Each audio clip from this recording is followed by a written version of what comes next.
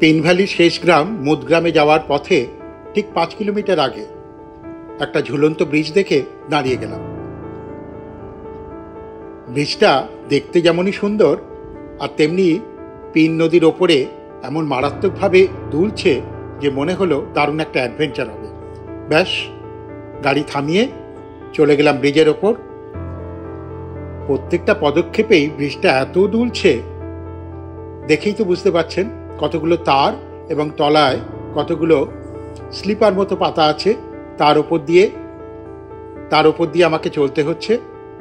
দারুণ থ্রিল হচ্ছে, দারুণ দারুণ দারুণ থ্রিল হচ্ছে।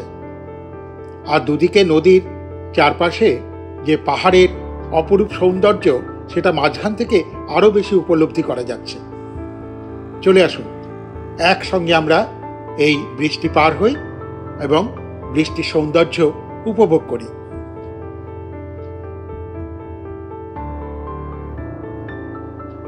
এই প্রায় শেষ চলে এসেছি, আর একটু বাকি আছে,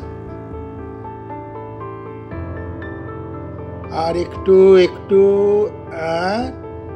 ব্যাস চলে এসেছি।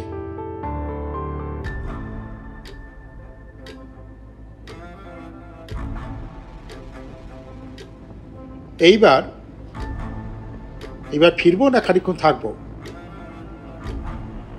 না, ফিরেই আসি।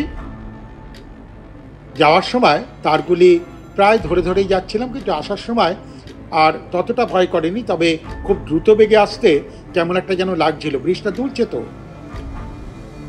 যদি আপনারা মুদ ভ্যালিতে আসেন, অবশ্যই এখানে একবার দাঁড়াবেন এবং এই ব্রিজটির ওপর দিয়ে হেঁটে একটা দারুণ থ্রিল উপভোগ করবেন। তাহলে চলুক মিউজিকের সঙ্গে বাকি পথ।